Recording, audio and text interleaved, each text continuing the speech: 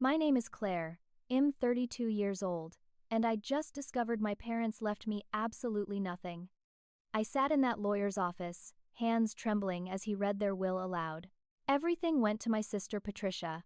The family home worth $800,000, their savings of $500,000, even the small antique business my father built for 40 years.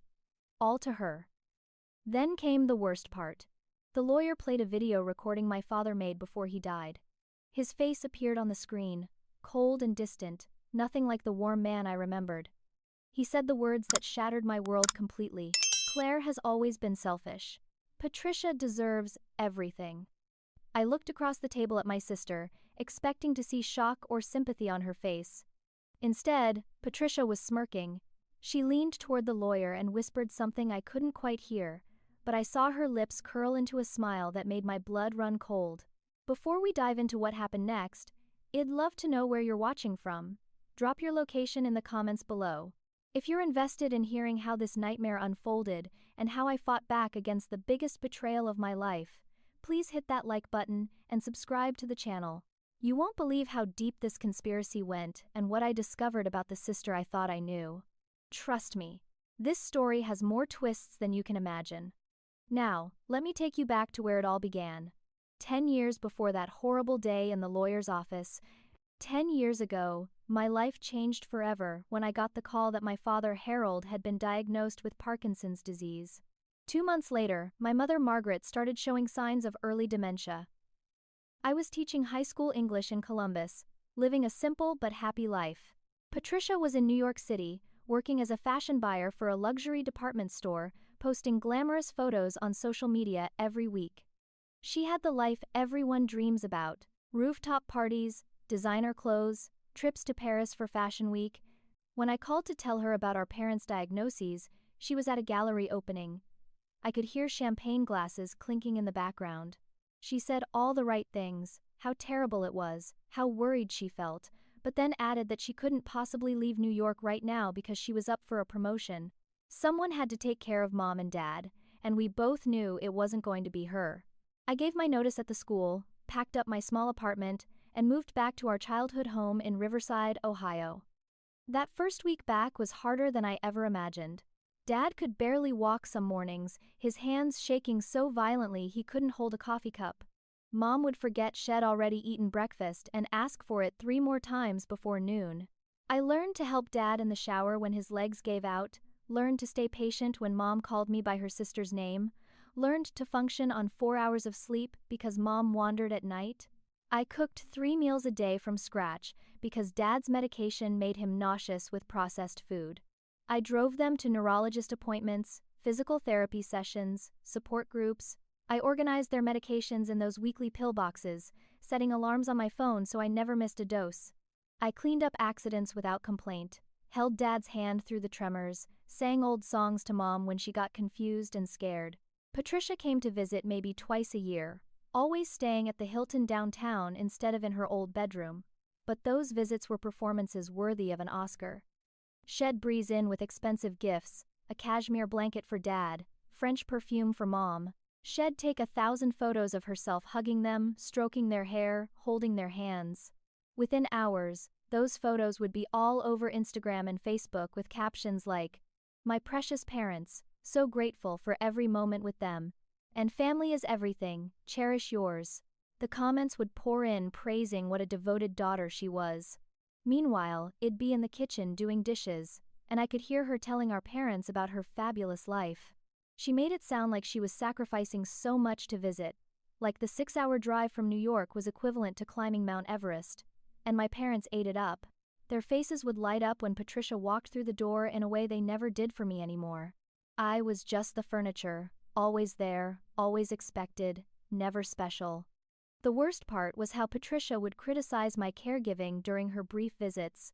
She'd watch me help Dad take his medication and say, "That's not how the nurse showed us. You're doing it wrong, Claire." She'd see me preparing Mom's soft food diet and comment, "That looks awful. No wonder Mom's losing weight. I'd cook something more appetizing if I were here full time." She said it just loud enough for our parents to hear. I'd catch Mom looking at me with doubt in her eyes, as if Patricia's twice-yearly appearances gave her more insight than my daily presence. Dad once told me that Patricia had mentioned she could hire better help if she were managing their care, professional people who knew what they were doing. It felt like a knife twisting in my chest. I was doing everything humanly possible, sacrificing my career, my social life, any chance at a relationship, and somehow I was still the inadequate one. But I told myself it didn't matter. I wasn't doing this for praise or recognition. I was doing it because they were my parents, and they needed me. I loved them, even when they couldn't see past Patricia's carefully constructed illusion. 1 week after sitting in that lawyer's office, I still couldn't process what had happened. How could they cut me out completely? I kept replaying Dad's words from the video. Selfish. He called me selfish. I'd lost my job, my independence, my 20s, all to care for them. What part of that was selfish? My friend Nathan, who I'd known since college, came over with Chinese takeout and found me surrounded by boxes of my parents' paperwork. Nathan worked as an accountant at a mid-sized firm downtown, and I'd called him in desperation, asking if he could help me understand the financial situation.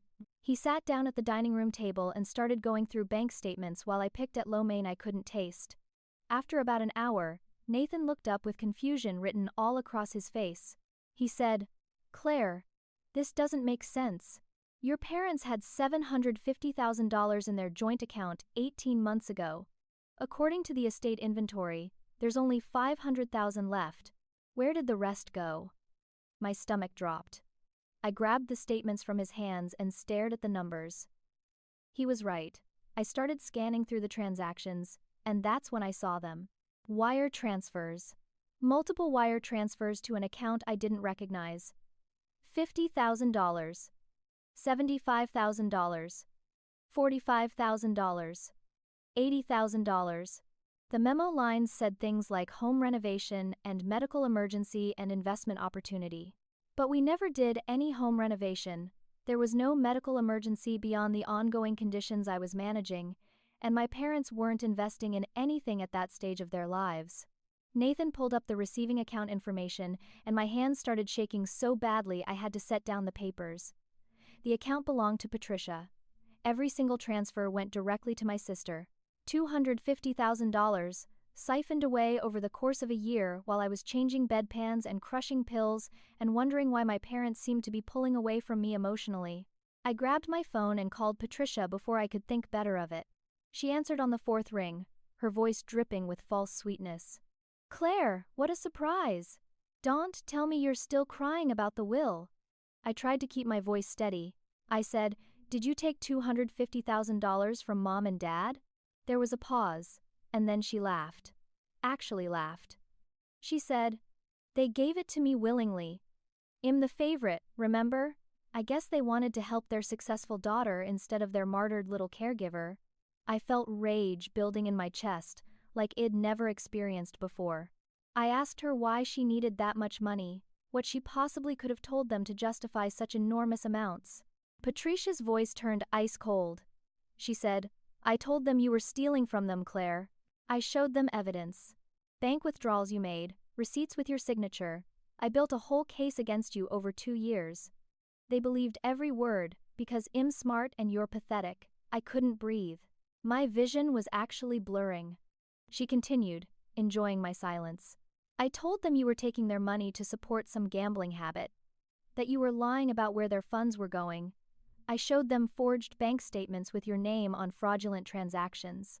By the end, they were terrified of you. That's why they cut you out. That's why everything came to me, because I spent years painting you as a thief, and they believed their precious Patricia." Her voice took on a mocking tone. "You were always too trusting, Claire, too stupid to see what was happening right under your nose. I planned this for years, and you never suspected a thing. How does it feel to know you wasted a decade for absolutely nothing?" I hung up on her, my hands shaking so violently the phone clattered onto the table. Nathan was staring at me with horror on his face. Head heard enough of the conversation to understand. Patricia had systematically destroyed my relationship with our parents using lies and forged documents. She'd stolen $250,000 from them and blamed it on me. She'd manipulated 2 elderly, confused people who trusted her completely. And Shed done it all while I was downstairs making their dinner, giving them their medications, keeping them clean and comfortable. Nathan put his hand on my shoulder and said something I'll never forget. "Claire, this is fraud. This is elder abuse. This is criminal. You can't let her get away with this." He was right. The grief I felt started transforming into something else. Determination. Patricia thought Shed won. She thought I'd slink away and accept my fate. She had no idea what I was capable of when pushed to my absolute limit. I looked at Nathan and said, "Help me build a case against her. Help me prove what she did. I'm going to fight back, and I'm going to win." Nathan and I spent the next 3 days digging through every document, every email, every piece of paper connected to my parents' estate. The more we uncovered, the sicker I felt. This wasn't just Patricia acting alone. Shed built a network of people to help her destroy me. The first thread we pulled was the family lawyer, Bernard Hutchinson. Bernard had been handling my parents' legal affairs for 30 years. I'd always trusted him completely. I'd been at family dinners, holiday parties. He called my father Harry and my mother Maggie. But when Nathan ran a simple LinkedIn search, we found something disturbing. Bernard and Patricia were connected, not just professionally, but personally. They'd gone to Ohio State University at the same time. They were in photos together from college parties back in the 1990s. They were friends, and neither of them had ever mentioned it. I decided to do something risky. I called Bernard's office, pretending to be a potential client named Jennifer Walsh. His assistant, Joyce, answered, friendly and chatty. I told her I was considering hiring Bernard for estate planning and asked about his experience. Joyce was proud to talk about his expertise, mentioning several high-profile cases. Then I asked casually if he worked with families in complicated situations, like when there might be disputes between siblings. Joyce lowered her voice like she was sharing a secret. She said Bernard was excellent at that, very strategic. She mentioned that Head recently helped a client navigate a difficult situation where one sister needed to be protected from another sister who had issues. My heart was pounding. I asked if she could share any details, playing the concerned potential client. Joyce hesitated, then said she probably shouldn't, but the case had just wrapped up and it was so fascinating. She said Bernard had met privately with one sister at least 6 times over the past year, helping her document concerns about the other sister's behavior. Head helped create financial reports showing irregularities. Head coached her on what to say to their elderly parents. Head suggested legal language that would effectively exclude the problem sister from inheriting anything. I thanked Joyce and hung up, my mind reeling. Bernard hadn't just executed my parents' wishes. Head helped Patricia create those wishes. Head been part of the conspiracy from the beginning. But Patricia's network didn't stop there. Nathan found something else troubling.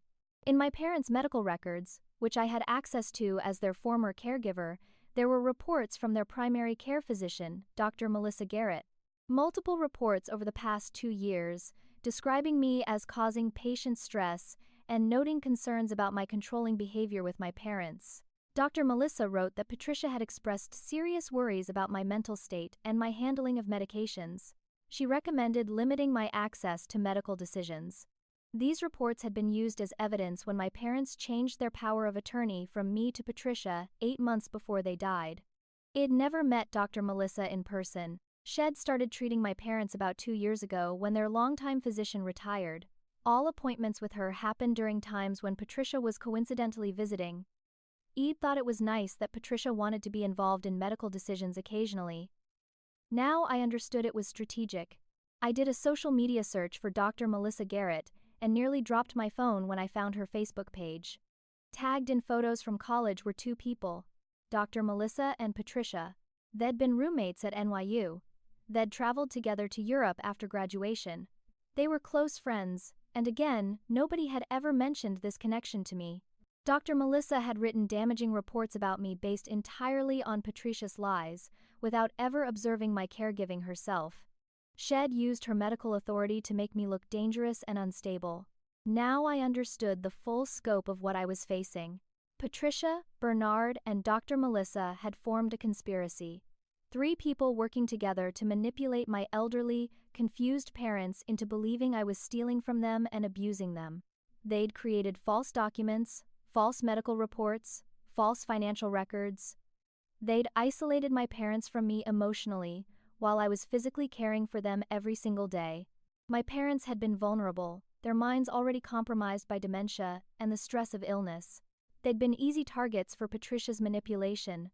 She'd known exactly what she was doing and exactly who to recruit to help her. I felt sick thinking about how calculated it all was. This wasn't a spur-of-the-moment decision. This was years of planning, years of slowly poisoning my parents against me while pretending to be the devoted daughter on social media. Nathan looked at me across the table covered in documents and said, "You realize we're talking about serious crimes here. Fraud, forgery, elder abuse, conspiracy. If we can prove all this, Patricia doesn't just lose the inheritance. She could face criminal charges." I nodded slowly. Part of me felt terrible about the idea of my sister going to jail, but a bigger part of me thought about my parents, confused and afraid, being manipulated by their own daughter. They deserved justice, even though they weren't here to see it, and I deserved to clear my name. We made a list of everything we needed to prove: copies of the forged documents, testimony from anyone who witnessed Patricia's manipulation, phone records showing the connections between Patricia, Bernard, and Dr. Melissa, financial records proving Patricia took the money and lied about where it went. It was going to be a long fight, but for the first time since that horrible day in the lawyer's office, I felt hope. Patricia had made one critical mistake. She'd gotten arrogant. She'd thought I was too weak and too broken to fight back. She was about to learn exactly how wrong she was. I thought things couldn't get worse. I was wrong. 2 weeks after the will reading, I received a phone call from my employer, Riverside Community College. The principal, Mr. Douglas Freeman, asked me to come in for an urgent meeting. His voice sounded strained, uncomfortable. I'd been working at the college for 6 months, having finally returned to teaching after my parents passed away.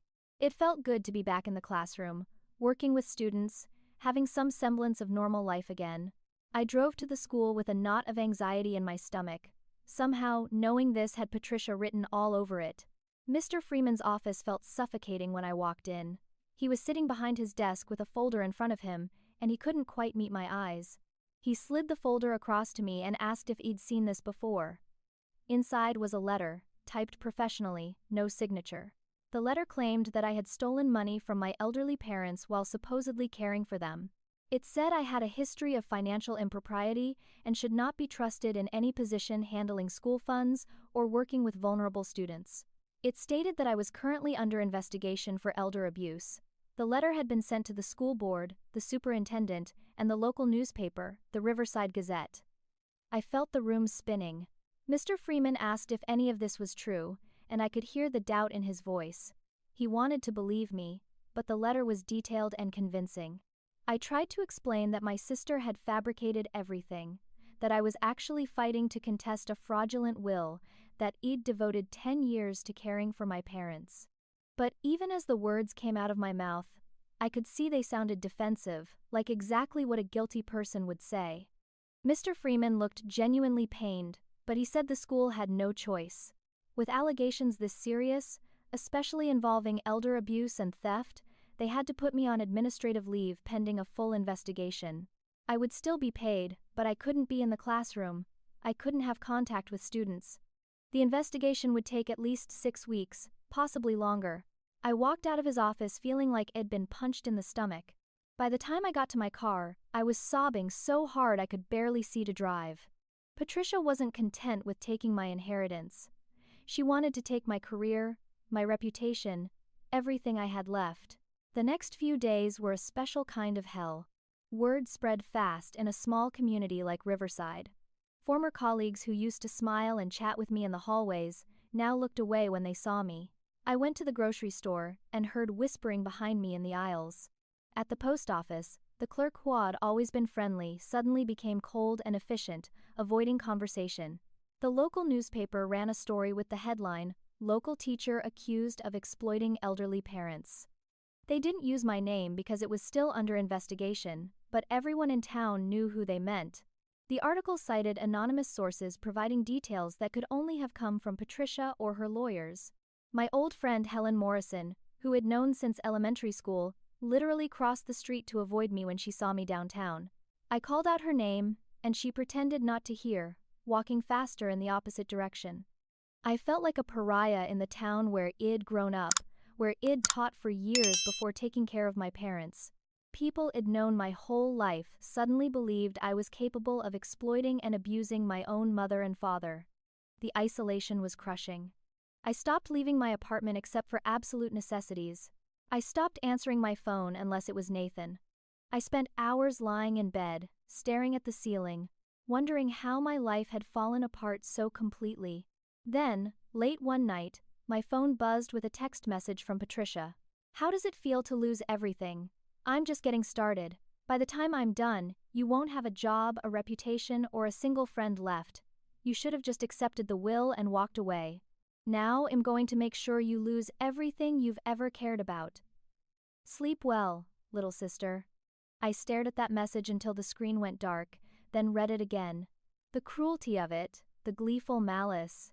It didn't even sound like the sister I'd grown up with. But maybe this had always been who Patricia was underneath, and I'd just been too blind to see it. Nathan came over that night after I called him crying. He brought pizza that neither of us ate and sat with me on the couch while I fell apart. He let me rage and cry and say terrible things about Patricia that I didn't entirely mean. When I finally exhausted myself, he said something that cut through my despair. "Claire, think about what she just did. She's escalating. She's desperate. People only attack this aggressively when they're afraid.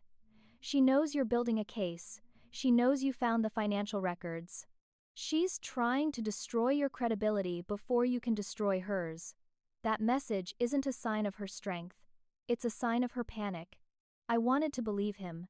I wanted to think that Patricia was scared, that my investigation was making her nervous. But sitting there in my dark apartment, cut off from my career and my community, it was hard to feel anything but defeated. Nathan must have seen it on my face because he grabbed my shoulders and made me look at him. He said, "Don't quit now. Don't let her win. We're going to prove what she did. We're going to clear your name. But you have to hold on just a little longer." I nodded, not entirely convinced, but grateful to have at least one person who believed in me. It was going to have to be enough to keep me going. A week later, desperation drove me to do something risky. Patricia hadn't cleared out my parents' house yet. She'd been too busy celebrating her victory and spending money she didn't technically have access to until the will went through probate. The house was just sitting there, locked up, slowly accumulating dust. I still had my key from the years I'd lived there as their caregiver. Legally, it was probably trespassing since the house was now part of Patricia's inheritance, but I didn't care anymore. I needed answers, and I was willing to bend the rules to get them. I drove over early one Saturday morning when I knew the neighbors would be at their weekly farmers market. I let myself in through the back door, and the smell of the house hit me immediately. It still smelled like Mom's lavender soap and Dad's pipe tobacco, even though Head stopped smoking years ago. I stood in the kitchen for a moment, memories flooding back. Mom at the stove making her famous pot roast. Dad at the table reading the newspaper and complaining about politics. Me, younger and hopier, believing my family was solid and loving. It felt like a lifetime ago. I shook off the nostalgia and got to work. I knew my father had kept important documents in his office in the basement. Had been meticulous about records and organization before the Parkinsons made it difficult. The basement office was exactly as I remembered it. Dark wood paneling, a heavy oak desk, shelves lined with books on business management and American history. I started going through the desk drawers, finding old tax returns and insurance policies. Then I noticed something odd. One of the built-in bookshelves looked different from the others. The wood grain didn't quite match, and when I pressed on it, it moved slightly. Behind the bookshelf was a small wall safe, the kind you'd find in a hotel room but more substantial. My heart started racing. I'd never known this safe existed. Dad must have installed it years ago, maybe when he first started the antique business and was dealing with valuable items. I tried to think of what combination he might have used. He was traditional, sentimental. I tried Mom's birthday. Nothing. Their anniversary. Nothing. Then I remembered something from my childhood. When I turned 7, Dad told me my birthday was the luckiest day of his life because it was the day I came into the world. Could he have used my birthday? I entered the numbers, month, day, and year. The safe clicked open. Inside were documents, a small video camera I recognized from family vacations years ago, and a leather-bound journal I'd never seen before. I pulled everything out carefully, my hands shaking with adrenaline and hope. The journal was Dad's, his distinctive, cramped handwriting filling page after page. I started reading, and tears blurred my vision almost immediately. The entries were from the last 2 years of his life, documenting his growing confusion and fear. One entry from a year ago read, "Patricia showed me bank statements today. Claire took $30,000? I can't believe it. She's been so devoted, but the evidence is right there in black and white." Margaret is devastated. Don't know what to do. My chest felt like it was caving in. Head wanted to believe in me. The doubt in his words was agonizing, but I kept reading. 6 months later, another entry. Something feels wrong. Patricia keeps bringing me papers to sign. I try to read them, but my hands shake too much and my eyes get tired. She says it's all standard estate planning. But I don't understand why everything is changing. Claire barely speaks to me anymore. Or is it that I barely speak to her? I'm so confused. 3 months before he died, he wrote something that made me gasp out loud. Tried to talk to Claire today about the money situation. She looked me straight in the eye and swore she never took a penny from us. I saw something in her face. The same honest look she had when she was a little girl and broke my favorite pocket watch by accident. She told me the truth then, even though she knew I'd be upset. She's telling me the truth now. I can feel it. But when I mentioned to Patricia that maybe we should reconsider, she got angry. Not sad or disappointed. Angry. She told me I can't trust Claire, that Claire is manipulating me. I feel like a prisoner in my own home. The entry ended abruptly, his handwriting more shaky than usual. 1 month before his death, the final entry said simply, "I don't know what's real anymore. Tried to talk to Claire about Patricia's claims." Claire started crying and said Patricia was lying about everything. Patricia says Claire is dangerous. Someone is lying to me, and I'm too sick and too tired to figure out who. God forgive me if I'm making the wrong choice. I sat on the basement floor with the journal in my lap and cried harder than I had since my parents died. My father had doubted Patricia. Head wanted to believe in me. But Shed isolated him, controlled his access to information, and worn him down until he didn't know what was true anymore. It was textbook elder abuse, and I had the proof right here in his own words. But the journal wasn't all I found. The video camera held files from the last year of my parents' lives. I fast-forwarded through hours of footage, most of it just empty rooms where Dad had apparently set up the camera and forgotten about it. Then I found something that made my blood run cold. It was Patricia, sitting with my parents in the living room. The date stamp showed it was from 8 months before they died. Patricia was speaking in that same sweet voice she used for her Instagram videos, but the words coming out of her mouth were poison. She was coaching them.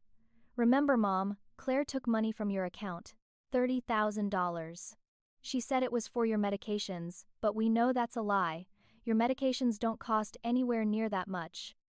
Mom looked confused, asking, "Are you sure?" "I don't remember Claire doing that." Patricia's voice got firmer. "That's because she's so sneaky, Mom. She's been manipulating you for years. That's why I need you to sign these papers giving me power of attorney, so I can protect you from her." Dad's voice, weak and shaky, asked, "Where are these bank statements you keep mentioning?" Patricia pulled out documents from her briefcase, spreading them on the coffee table. Even from the camera angle, I could see they looked official, but I knew they were forgeries. She walked them through each statement, pointing out transactions that supposedly showed my theft. My parents looked at each other with such pain and betrayal in their eyes. I had to pause the video, because I was shaking too hard to hold the camera steady. There were more videos. Hours of Patricia, slowly, methodically destroying my relationship with our parents. In one, she suggested they couldn't trust me to give them the right medications, that I might be trying to hurt them. In another, she showed them a forged receipt that supposedly proved I'd bought expensive jewelry with their credit card. She was relentless, patient, and utterly convincing. By the final video dated 2 months before they died, my parents looked terrified of me. Mom actually flinched when I entered the room in the background of the shot, and Dad's face closed off completely when he saw me. Patricia had won. She'd taken their love and trust and twisted it into fear and suspicion. I also found the original bank statements in the safe, the real ones, not Patricia's forgeries. They showed clearly that the $250,000 had gone to Patricia, not me. Every transaction was documented with her account number as the recipient. Dad must have hidden these here, some part of him still trying to piece together the truth even as his mind was failing. Finally, I found a life insurance policy my parents had signed just 2 months before they died. The beneficiary had been changed from children, split equally to Patricia Walker, sole beneficiary. The signatures looked shaky, questionable. Patricia had witnessed the signatures herself, which I was pretty sure was legally problematic. I took photos of everything with my phone. I photographed every page of the journal, every bank statement, uploaded all the videos to my cloud storage. I made multiple copies and sent them to Nathan's email. Then I carefully put everything back in the safe and left the house exactly as ID found it. I had what I needed. I had proof that Patricia had manipulated, deceived, and abused our parents. I had Dad's own words showing his doubts and confusion. I had video of her coaching them to fear me. I had financial records proving where the money really went. For the first time since this nightmare began, I felt like I had a fighting chance. Patricia thought she'd covered her tracks perfectly. She had no idea that Dad, even in his confusion, had been trying to document the truth. And that truth was about to set me free. Nathan helped me find a lawyer who specialized in estate fraud and elder abuse cases. Her name was Diane Porter, and she came highly recommended by several attorneys Nathan consulted. Diane had a reputation for being aggressive, thorough, and willing to take on difficult cases. I met her in her downtown office, a sleek space with floor-to-ceiling windows overlooking the river. She was in her 50s, sharply dressed, with steel gray hair and eyes that missed nothing. I spent 3 hours walking her through everything. The caregiving years, the will reading, Patricia's confession about framing me, the conspiracy with Bernard and Dr. Melissa, the financial theft, the evidence I'd found in Dad's safe. I showed her the journal, played the videos, presented the bank records. By the end, Diane was leaning back in her leather chair with an expression I couldn't quite read. Finally, she spoke. "Claire, this is one of the clearest cases of elder abuse, fraud, and conspiracy I've seen in 20 years of practice. Your sister didn't just manipulate your parents. She orchestrated a systematic campaign of psychological abuse against vulnerable adults. She forged documents, filed false reports, and stole a substantial amount of money. The evidence you've gathered is extraordinary. With this, we can contest the will, pursue criminal charges, and potentially sue for damages to your reputation and career." She paused, making sure I understood the magnitude of what she was saying. This is going to be a battle. Patricia will fight back hard. But you have truth on your side, and truth is powerful. Are you ready for this? I thought about everything Patricia had taken from me. My parents' love, my inheritance, my reputation, my job. I thought about Dad's journal entries showing his doubt and confusion. I thought about how alone and scared my parents must have felt in their final months, unsure who to trust. I looked Diane straight in the eye and said, "I'm ready, let's take her down." The next week, Diane filed a lawsuit to contest the will. The legal documents outlined in devastating detail Patricia's fraud, the conspiracy with Bernard and Dr. Melissa, the financial theft, and the elder abuse. We filed a complaint with the State Bar Association against Bernard, detailing how Head violated his professional ethics by conspiring with Patricia. We filed a complaint with the medical board against Dr. Melissa for writing false reports without actually examining her patient's situation. Every piece of evidence we'd gathered was submitted with official legal weight behind it. When Patricia received the lawsuit papers, she called me immediately. I let it go to voicemail. Her message was unhinged, screaming that I couldn't prove anything, that she had powerful friends, that I'd regret this for the rest of my life. I saved the message and sent it to Diane. More evidence of Patricia's state of mind. Patricia tried to move quickly to sell the family home and liquidate other assets before the case could proceed. Diane anticipated this and filed for an emergency injunction freezing all estate assets until the legal dispute was resolved. The judge granted it. Nothing could be sold, no money could be transferred, everything was locked down. Patricia was trapped. She'd been counting on that inheritance money to pay off debts I was only beginning to understand. Without access to the estate, she was drowning financially. That's when her threats escalated. She sent me text messages saying she'd destroy me completely, that she had resources I couldn't imagine, that I'd never work again in this state. Each message got more desperate and unhinged. Diane advised me to keep my phone on record mode during any interactions.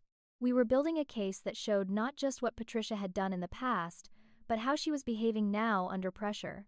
Then Nathan's investigator friend, a private detective named Marcus Reeves, uncovered something crucial. Marcus had been looking into Patricia's finances to understand where all that money had gone. What he found was shocking. Patricia had a severe gambling problem. Over the past 3 years, she'd been making regular trips to casinos in Atlantic City and Las Vegas. Marcus got access to casino loyalty program records through contacts he had in the industry. Patricia had gambled away hundreds of thousands of dollars. The $250,000 she'd taken from our parents had gone straight to casinos and to pay off loan sharks she owed money to. She'd been in financial crisis for years, living way beyond her means in New York, desperately trying to maintain her glamorous image while drowning in debt. That's why she needed the inheritance so badly. That's why she'd been willing to destroy her own sister and abuse her own parents. She was desperate. Marcus got photographic evidence of Patricia at casinos, testimony from dealers who remembered her, records of her massive losses. This explained everything. Patricia's motivation wasn't just greed, it was survival. She'd backed herself into a corner with gambling debts and saw our parents' estate as her only way out. When she realized I might inherit equally, she'd panicked and orchestrated this entire scheme. Suddenly, all the pieces fit together. Meanwhile, the school district completed their investigation into the anonymous allegations against me. With Deanne's help, I provided them with evidence that the claims were fabricated by Patricia as part of her campaign to destroy my life. The investigator assigned to my case reviewed everything and concluded there was no basis for the accusations. Principal Douglas Freeman called me personally to apologize. He said they should have trusted me from the beginning, should have investigated the source of the claims more carefully before putting me on leave. He offered to reinstate me immediately with back pay and a formal apology to be sent to everyone who'd received the original accusations. It felt good to be vindicated at work, but it was a small victory in a much larger war. Patricia was still out there, still dangerous, still willing to do anything to win. And I knew from the increasingly erratic messages she was sending that she wasn't going to go down without a fight.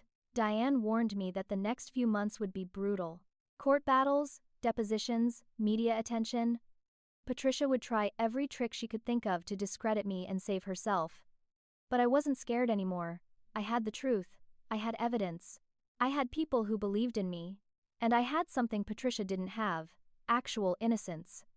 She'd built her entire case on lies, and lies eventually crumble under scrutiny.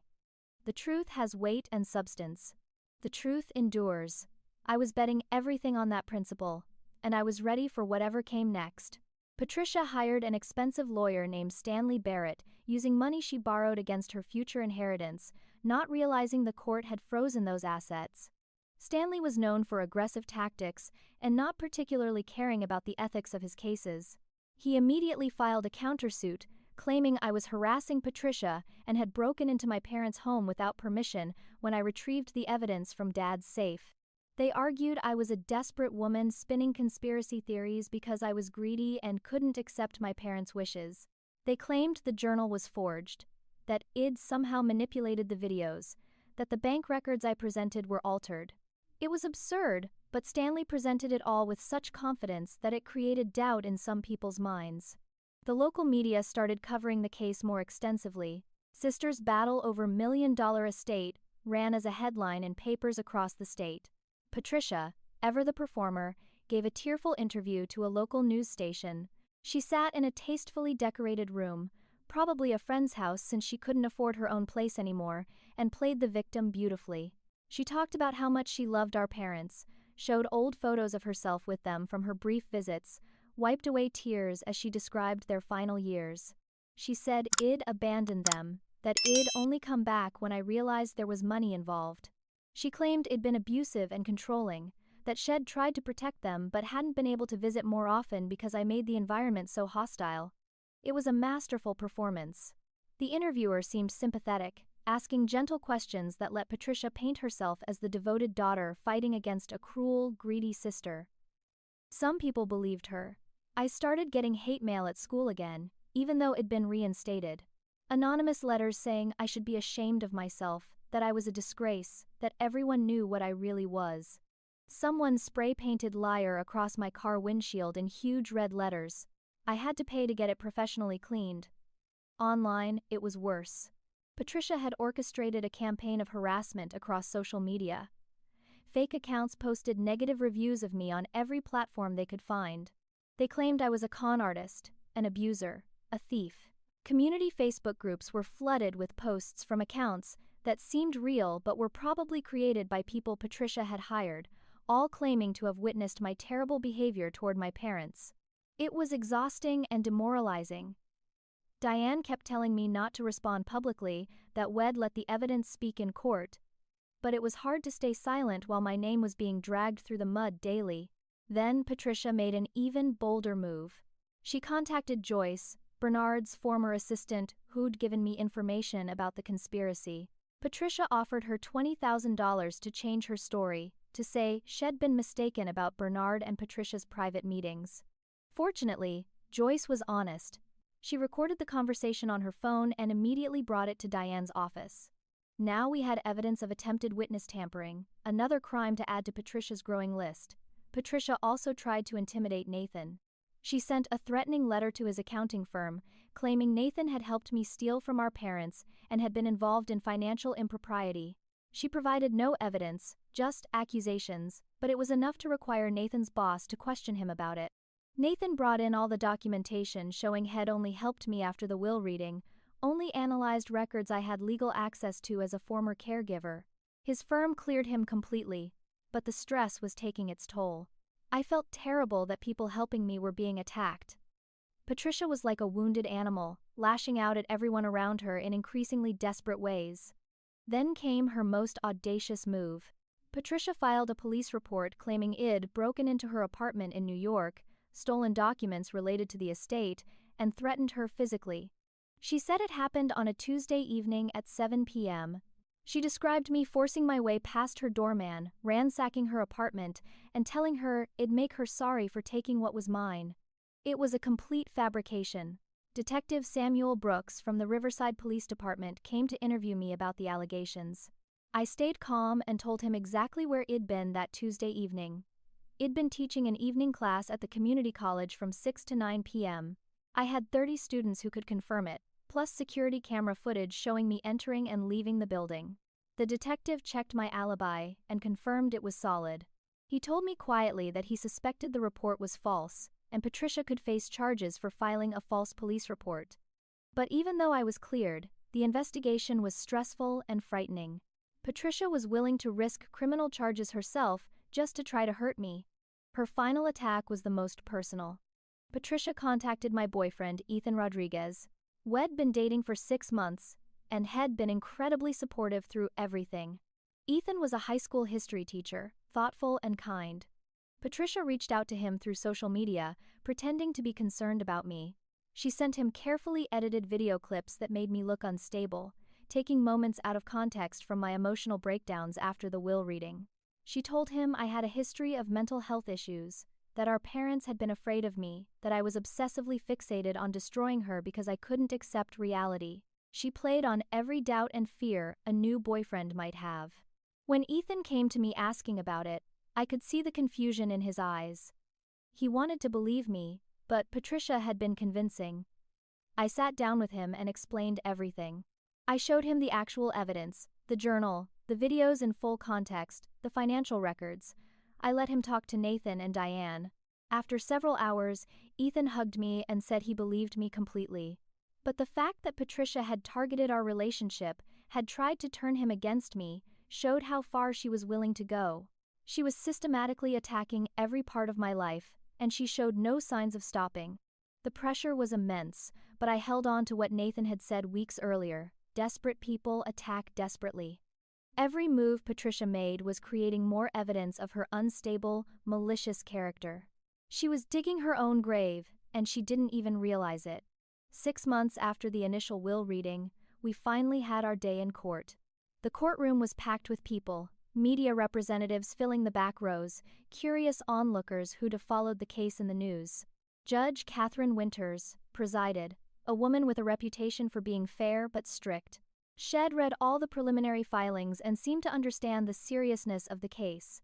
Diane stood to give our opening statement, and her voice filled the courtroom with steady confidence. She laid out the timeline methodically: Patricia's financial desperation, her gambling addiction, her systematic campaign to turn our parents against me, the conspiracy with Bernard and Dr. Melissa, the theft of $250,000, the forged documents, the false accusations. Every point was backed by evidence we would present. When Diane finished, the jury looked appropriately shocked. Stanley gave Patricia's opening statement, painting her as the devoted daughter protecting her elderly parents from an unstable, controlling sister.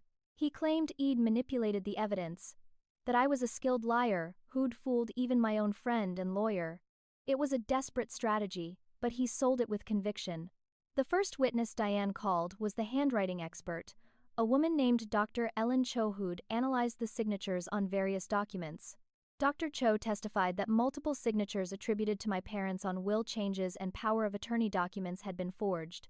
She showed side-by-side comparisons of genuine signatures from years earlier versus the suspicious ones from the final 2 years of their lives. The differences were clear to anyone paying attention. The genuine signatures were steady, consistent. The suspicious ones were shaky, hesitant, with pressure patterns that didn't match my parents' natural writing style. Next came Marcus, the private investigator. He presented his findings about Patricia's gambling addiction with devastating precision. Casino records showing hundreds of thousands of dollars in losses, testimony from dealers who remembered her, photographs of Patricia at gambling tables looking desperate and frantic. He explained how loan sharks had been pressuring her for payment, how she'd been living far beyond her means for years. This established motive. Then Joyce took the stand, Bernard's former assistant. She described the private meetings between Bernard and Patricia, how they'd plotted together to exclude me from the will, how Bernard had coached Patricia on manipulating our parents. She recounted conversations where Bernard discussed legal strategies to make sure I couldn't contest the will. Joyce was nervous, but honest, and her testimony was damning. When Stanley cross-examined her, trying to suggest she was mistaken or lying, she held firm. The recorded conversation where Patricia tried to bribe her was played for the jury. You could hear Patricia's voice, clearly offering $20,000 if Joyce would change her story. The jury looked disgusted. Dr. Melissa was called next, and she looked like she wanted to be anywhere else. Under oath, she admitted she'd never actually observed my caregiving of our parents in person. Every negative report she'd written was based solely on what Patricia told her. Diane pushed her hard. "Did you do any independent verification of Patricia Walker's claims?" Melissa stammered.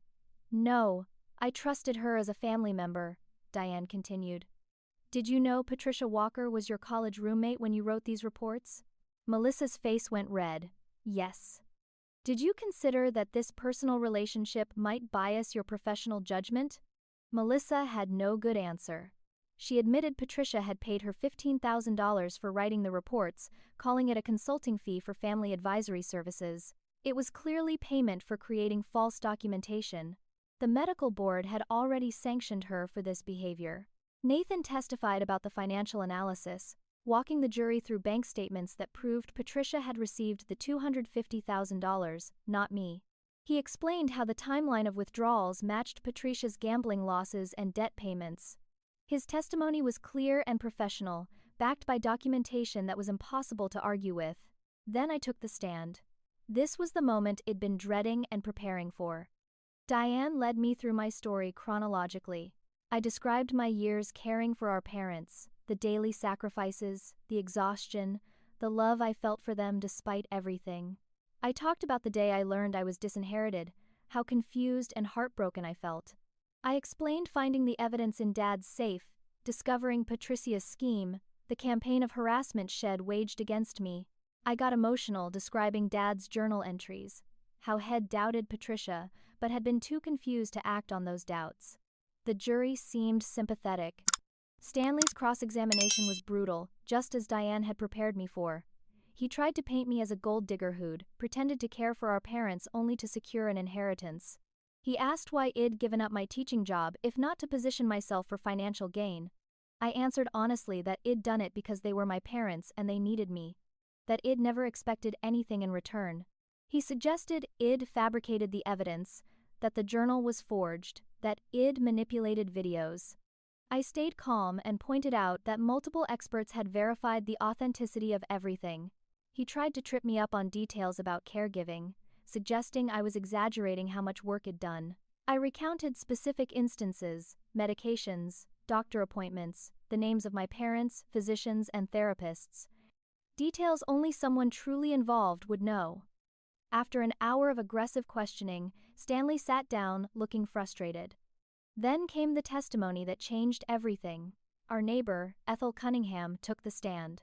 Ethel was 78 years old, a tiny woman with white hair and sharp eyes. Shed lived next door to my parents for 40 years. Diane asked her what Shed observed over the past decade. Ethel described seeing me at the house every single day for 10 years, watching me help my parents into and out of cars for appointments, noticing lights on late at night when I was caring for them. She testified Shed'd seen Patricia maybe 10 times total in that entire decade. Then Ethel described something Shed overheard through an open window about a year before my parents died. My father's voice saying, "Patty, I just don't think Claire would steal from us. She's been so devoted," and Patricia responding, "Dad, you're confused. The dementia is making you forget things. Trust me, I have the proof." Ethel said Shed thought about reporting it at the time but hadn't wanted to interfere in family business. Now she regretted staying silent. Another crucial witness was Rosa Martinez, the home health aide who'd worked with my parents during their final year. Rosa described how Patricia had called her constantly with instructions to watch me, to monitor what I did with medications, to report any suspicious behavior. Rosa said Shed never seen anything suspicious in my behavior, that I'd been gentle and patient with our parents. But Patricia's constant calls had created an atmosphere of paranoia. Rosa also testified to witnessing Patricia show our parents documents while they looked confused and frightened, pressuring them to sign things they didn't understand. Rosa wished Shed'd spoken up at the time, but had been intimidated by Patricia's aggressive personality. The guilt in her voice was clear, and it made her testimony even more powerful. Finally, Patricia took the stand. This was the moment the entire courtroom had been waiting for. Diane approached her with controlled aggression. "Miss Walker, did you tell your parents that your sister was stealing from them?" Patricia lifted her chin defiantly. "Yes, because she was." Diane didn't miss a beat. "Where's your evidence of this theft?" Patricia faltered. "I showed them bank statements. The ones the handwriting expert testified were forgeries." Patricia's face flushed. "Those weren't forgeries. They were real." Diane pulled out the original bank statements I'd found in Dad's safe. "Are these the real statements showing that you, not Claire, received $250,000 from your parents?" Patricia stared at the documents, trapped. "They gave me that money as gifts." Diane pressed. "Gifts for what purpose?" Patricia's voice rose. "Personal matters. You mean gambling debts?" Patricia exploded. "That's irrelevant. How I spend my money is my business." Judge Winters warned Patricia to control herself. Diane continued relentlessly. "Did you forge your parents' signatures on legal documents?" Patricia insisted. "No, they signed everything willingly. Then why does our handwriting expert say otherwise?" Patricia had no answer, just angry silence. Diane pulled out her phone and played the recording of Patricia's text message to me. "How does it feel to lose everything? I'm just getting started." The jury heard Patricia's voice dripping with malice. Diane showed other messages, each one more threatening than the last. She presented evidence of Patricia's attempt to bribe Joyce, the false police report Shed filed, the harassment campaign against me. With each piece of evidence, Patricia looked smaller and more cornered. Finally, Diane asked, Why did you do all this, Miss Walker?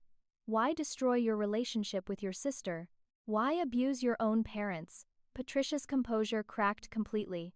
She started crying, but they weren't tears of remorse. They were tears of rage and self-pity. My sister always had everything. She was always the good one, always so perfect. I'm the successful one. I deserved that money. They owed me. It was a complete meltdown, revealing the jealousy and entitlement that had driven everything. Stanley tried to recover during redirect examination, but the damage was done. Patricia had admitted her motivations on the stand, shown her true character to everyone watching. The jury had seen enough. Diane's closing argument summarized the overwhelming evidence of fraud, elder abuse, and conspiracy. Stanley's closing tried to create doubt, suggesting I was a master manipulator, but his heart wasn't in it anymore. Even he could see the case was lost. Judge Winters took the case under advisement, saying she'd deliver a verdict within 2 weeks. Those 2 weeks felt like the longest of my life. The courtroom was somehow even more packed for verdict day than it had been during the trial. I sat next to Diane, Ethan on my other side holding my hand. Nathan was in the row behind me for moral support. Patricia sat across the aisle with Stanley, looking smaller and more defeated than I'd ever seen her. Judge Winters entered, and we all stood. Her face was serious as she settled into her seat and looked over her notes. Then she began reading her decision, and with each word, I felt the weight on my chest growing lighter. The will was declared invalid, obtained through fraud, undue influence, and elder abuse. Judge Winters stated that the evidence clearly showed Patricia had manipulated our vulnerable elderly parents for her own financial gain. She'd conspired with an attorney and a physician to create false documentation supporting her claims against me. She'd forged signatures, filed false reports, and systematically abused people who trusted her. The judge's voice was cold with disgust as she outlined each of Patricia's crimes. The estate would be divided according to Ohio intestacy laws, meaning Patricia and I would each receive 50%. But that wasn't all. Patricia was ordered to return the $250,000 she'd taken from our parents during their lifetime. She was ordered to pay my legal fees, which totaled $85,000. She was ordered to pay restitution for damages to my reputation and career. The judge also referred criminal charges to the district attorney for prosecution, including fraud, forgery, elder abuse, filing false police reports, and attempted witness tampering. Bernard's law license was permanently revoked, and he faced his own criminal referral. Dr. Melissa had already lost her medical license and faced potential criminal charges as well. When Judge Winters finished reading the verdict, Patricia made a sound like a wounded animal. She started screaming that it wasn't fair, that our parents had loved her more, that I'd stolen everything from her. Bailiffs had to physically remove her from the courtroom as she continued yelling incoherently. I just sat there, tears streaming down my face, but they were tears of relief and vindication rather than pain. Ethan wrapped his arms around me. Nathan leaned forward and squeezed my shoulder. Diane smiled, satisfied with a job well done. Outside the courthouse, media swarmed us with cameras and microphones. Diane had prepared me for this moment. I gave a brief statement, keeping my voice steady and professional. This case was never about money. It was about honoring my parents' true wishes and exposing the manipulation they suffered in their final years. I hope this verdict helps other families recognize the signs of elder abuse before it's too late.